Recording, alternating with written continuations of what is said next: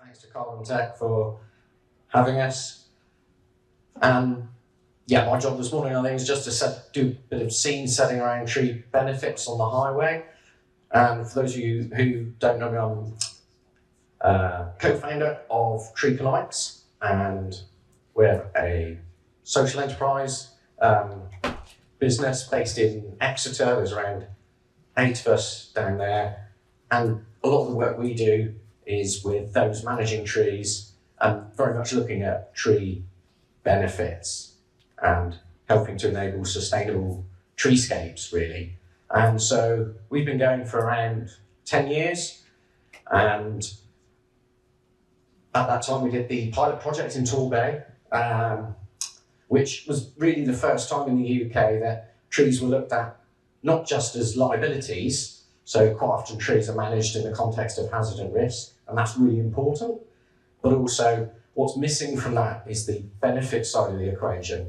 So this really was the first time that a whole urban forest was looked at in the sense of looking at trees as assets rather than liabilities. So since then, in 2010, we worked on around 30 city projects, most of which have been collaborative projects as well. Done a lot of work with some of the people in the room, especially Kieran at Forest Research. I'll be mentioning a bit more about that later. We did London together, tree inventory in Hyde Park, Royal Parks, and more recently we worked with a tree nursery to get some carbon performance certificates, so that when you purchase a tree, you get one of these certificates, which is very similar to the type of thing you find on a fridge or a washing machine, just to help inform choices around putting in trees that maybe are going to last longer and store more carbon and provide more benefits over time as well. So the reason we're doing this is because there is a challenge, and the challenge is that urban forests are an overlooked and undervalued resource in general. And this is at a time when more and more of us need urban trees and forests because they make better places to live. So globally, over 50% of the global population live in urban centres, in towns and cities, and that's expected to increase to 70% by 2050. And in fact, in the UK, we're already nudging at 90% of us that are living in these denser urban environments. And because trees are overlooked and undervalued, we're losing them at an alarming rate. So the USDA, the US Forest Service, estimate that across America, 36 million trees are lost every single year through things like development, vandalism, poor maintenance, old age, that kind of thing. And just to put that 36 million into context, there's 8 million trees in Greater London's urban forest. Which is quite a significant amount, really. And added to that, 67% of urban forests or trees in the UK have no proactive management. In fact, a lot of them don't even have, they're not even inventoried, the public trees in a lot of areas. So that kind of sets a bit of the scene there. Now, trees are very good at providing benefits, and there's a common international classification for ecosystem services. You don't have to remember that. So there's around 100 benefits that are listed there that we derive from natural ecosystems. Of those, 20 or so relate to urban trees and woodlands. And of those 20, there's around 10 that we can sort of quantify and gauge the effect. E.g., how many grams of pollution are they filtering? How much do they lower the urban heat island effect by? And of those, there's 5 that we can actually value and put a pound sign on in general. And I say we, I mean as an industry or with the current scientific knowledge. So those 20 are listed here on this diagram. And for those that can't see this, obviously, if you scan the QR code, you can have a copy of this, free to use it. So out of those 100, there's 20 on here that are relevant to urban trees. You know, things like increasing restaurant patronage. It's been shown 15% increase in restaurant patronage on a weekend, 7% during the week, just from having trees outside, improving concentration in school children and office workers, reducing stress, providing conductivity, that kind of thing. So out of those 20, there's probably 5 that we can value. And I'm just going to concentrate on some of those that relate more directly to the highways, things like the stormwater attenuation, the pollution removal, and the shading as well. So thinking about pollution removal effects from trees, trees are very good at capturing those particulates and that pollution on their leaf surfaces and on their bark as well, to a lesser extent. But of course, trees are normally higher up in their canopy. So shrubs are actually very good as well, hedges and shrubs at capturing pollutants, because that's that low level where all the car exhausts are. But if you can mix trees with shrubs, you can further increase that effect. And it is quite a significant effect as well. Across London, we estimated that 14% of all road transport emissions can be filtered by the urban forest. And that's a service worth around £150 million every single year. And we can value that using the UK social damage costs. And so Mark was talking about data. Here we can see the pollution breakdown month by month, and also pollutant by pollutant. But you can also break that down tree species by tree species as well. Cooling effects as well. That's something we can measure the effect of, but not quite there with the valuation yet. There's examples here from Pristina in Kosovo and in Malmö in Sweden as well. So trees have been shown to be very efficient at lowering temperatures, which of course improves our thermal comfort, but actually is very important for pavements and roads as well. A lot of roads start softening with surface temperatures around 50 degrees Celsius. And although we don't experience those kinds of summer temperatures in the UK, actually roads are black, they absorb a lot of that heat. And so when we've got air temperatures in the high 20s or 30 degrees, then that's when roads start softening and you get pavement fatigue and heave and rutting. And actually trees can prolong the life of asphalt considerably, and there's research being done on that. Obviously, in order for that effect to be felt, you do need those tree canopies. So not having the trees or having dead trees, that's not going to provide that cooling effect. Noise reduction as well. Trees are very good at reducing noise. There are, it's often said they're not very good at reducing noise, but there were older studies done in the 70s, and they used twigs and branches in a wind tunnel, whereas more recent studies from the continent, carried out in 2014, Van Rangertherm, there's details at the end on the QR code, they showed that actually just a shelter boat 15 metres wide can have a considerable effect, although 30 metres is optimal, and they actually did their monitoring outside. But you do need to mix the trees up a bit. So in order to get the most benefit, you need to manage and plan for your trees and your tree establishment. Randomness of size, randomness of species for different textures to capture the noise, a build-up of soil organic matter as well, so a better soil will actually absorb more sound as well. And there's a whole host of different things you can do to improve that noise reduction.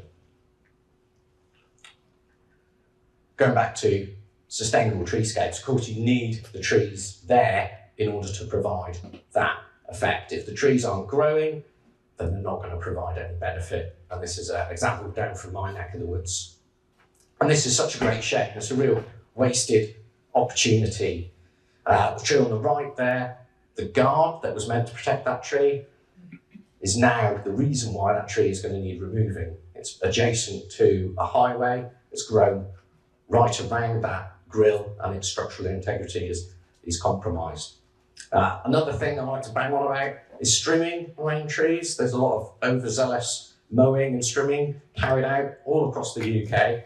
And this is really important because it's only in the thin cambial layer just underneath the bark. That's the life of the tree. That's where everything, all the nutrients are being transported and water's being translocated. And this is such an easy thing to avoid, but it's very expensive. It's crazy that a lot of money is spent planting trees, and then quite often someone else is actually paid to go and kill them. So an example in Tall Bay, the trees are put in, and there's just 3 stakes around the base of the tree, some mulch, and that just provides a visual and physical barrier to the ride-on mowers and the strimming, allowing the tree to thrive rather than struggle and survive. This is another example from Peterborough, where they've actually put all the trees in before they even start building. All this infrastructure is in place. And what you can't see in this picture is really cool development. They've got a footpath, a row of trees in tall bog meadow kind of grass, the road, a row of trees, a cycle path, a row of trees, another footpath, a row of trees, and then they've planted a hedge as well for good measure. So it is possible, and planning like this can avoid the ghettos of the future, really. But it all comes back down to measuring the tree benefits and making sure that that value can be put across in cost-benefit analysis. And making sure we get bigger canopy trees, because it's all about canopy size when we're talking about tree benefits. Bigger canopies filter more pollution, hold up more rainwater, store more carbon. There's a greater photosynthetic area there. And so we did a bit of work with Green Blue Urban on this, looking at a concept model from Jeremy Barrell. Because if you're replacing trees every 20 years in this example, but actually the reality can be a lot shorter than that, you're never going to realise any tree benefits because you're paying a few £1,000s every periodically. You're spending money to replace a dead tree.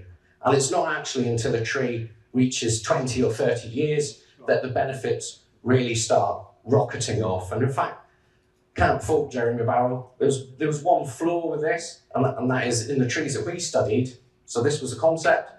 These were over 1,000 trees across London. There's about actually nearer 3,000.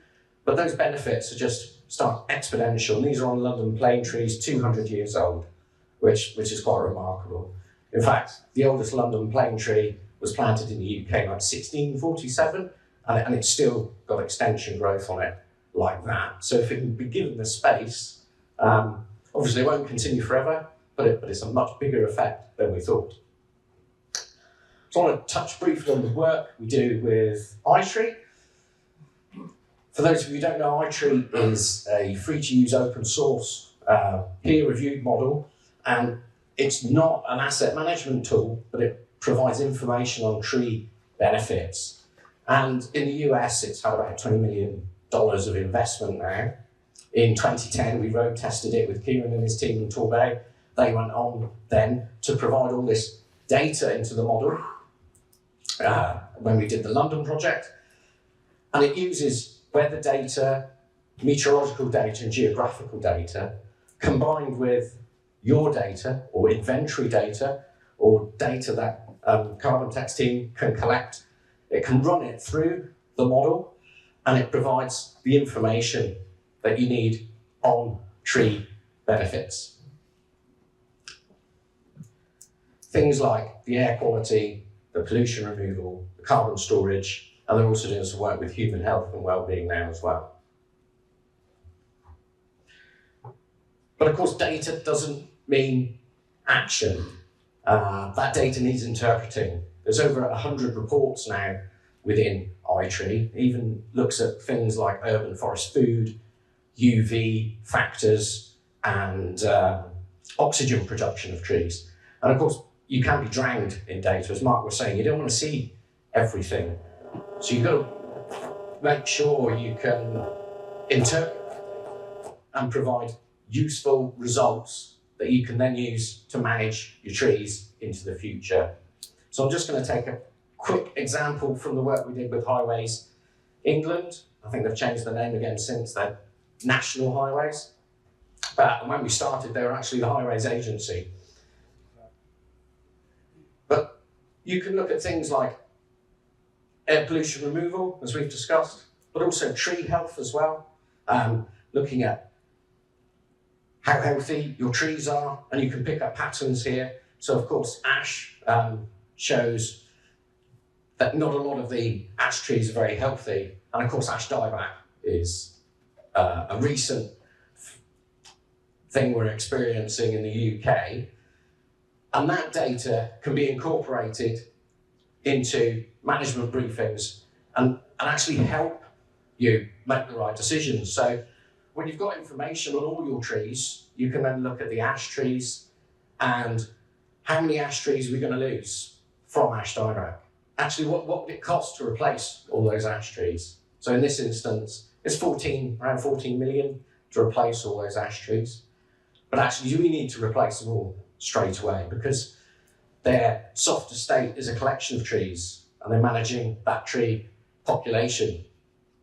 So if we look on this graph here, this is a projection into the future of the effects from ash dieback within the iTree Eco model.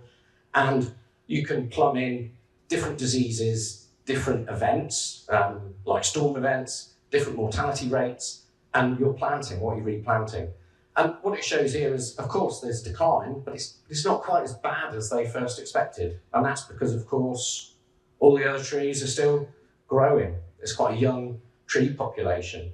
But there's also information here as well on the different ecosystem services provided by those ash trees and what they're doing as part of that tree population. So I've just got time to quickly show you one other thing around the iTree design tool as well.